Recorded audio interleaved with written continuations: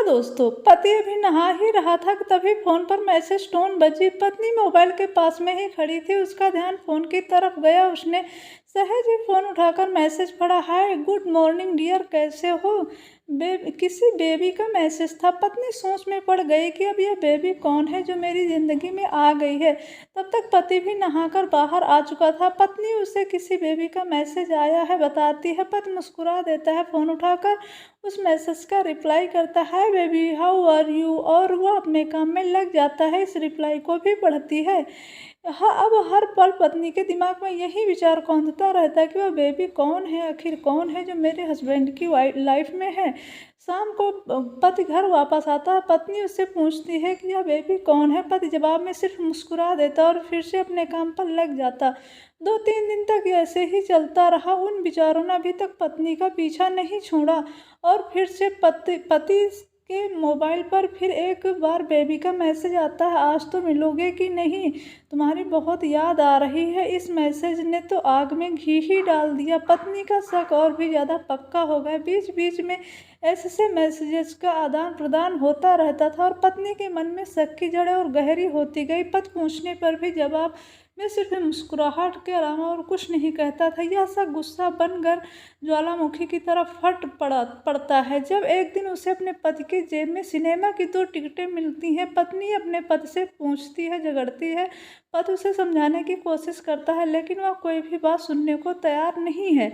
पति को भी उस पर गुस्सा आ जाता है और झगड़ा और भी बढ़ जाता है दोनों के बीच में। गुस्से में पति घर से बाहर निकल जाता है। पत्नी का गुस्सा पति से कई गुना ज़्यादा है। तुरंत वो अपना सारा सामान पैक करती है, एक चिट्ठी लिखती है कि मैं मायके जा रही हूँ हमेशा के लिए, और पति का घर छोड़कर चली जाती है।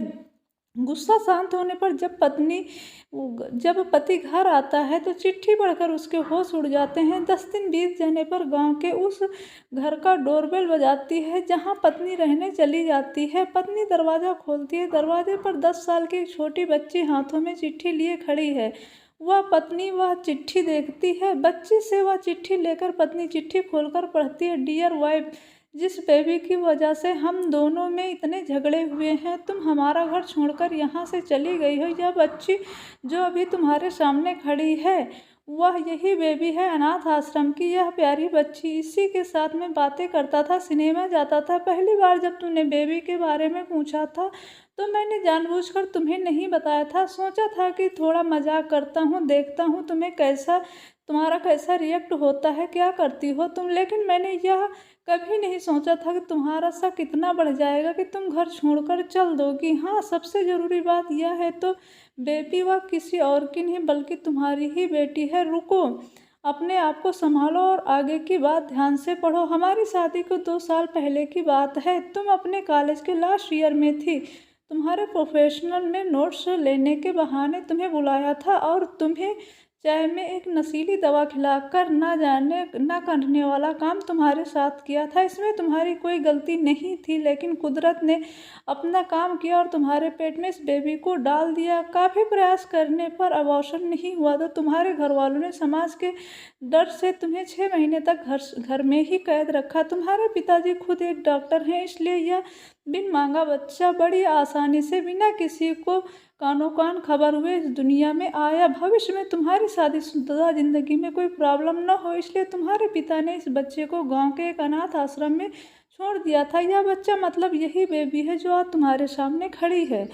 अगर अभी भी विश्वास नहीं है तो इस बच्ची के गाल का वो तिल देख लो, शायद जो तुमने उसे आखिरी बार रोते हुए देखा होगा, या फिर पिताजी से पूछ लो अपने कि है मेरी बेटी की नहीं है।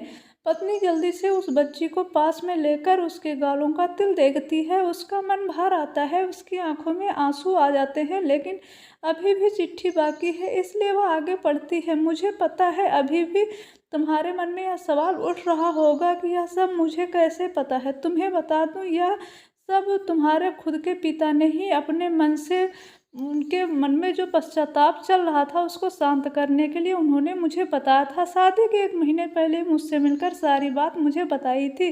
उन्होंने यह भी कहा था कि अगर मैं चाहूँ तो शादी से इनकार कर सकता हूँ। मैंने तो स्वीकार किया क्योंकि इस पूरी घटना में तुम्हारी कोई गलती नहीं थी और हमारी शादी हो गई। तुमने मुझे बहुत प्यार दिया, लेकिन तुम्हारे पिता से बेबी के बारे में जानने के बाद उसे बिना मिले मैं रह नहीं पाया। मैं बीच बीच में उससे मिलने जाया करता था। उसके साथ समय बिताना मुझे अच्छा लगने लगा था। कितनी प्यारी बच्ची थी। किसी गलती के सज़ा उसको क्यों भुगतना पड़े। बस इसलिए मैं उसे थोड़ी सी खुशी देने की कोशिश करता था। बस मुझे इतना ही कहना था। अब अगर तुम फिर से अपने घर आकर मेरे साथ रहना चाहो, तब और सिर्फ तभी गैलरी में आ जाओ। तुम्हारा, सिर्फ तुम्हारा डियर पति। बिना एक क्षण की भी देरी किए पत्नी दौड़ती हुई पहुंची। रास्ते में उसका पति एल खड़ा, उसके चेहरे पर मुस्कान सी। पत्नी की आंखों में आंसू देखकर वो पूरे दिल से उसका सम्मान किया। कुछ कारण कुछ भी हो, अपने दोस्तों के बीच में कभी भी सबको थोड़ी सी भी जगह मत दो, क्योंकि दुनिया में हर बीमारी का इलाज है, लेकिन शक का कोई इलाज नहीं। इसलिए किसी पर बेवजह शक ना करें और भरोसा करें। आपकी लाइफ में जो होता है अच्छे के लिए।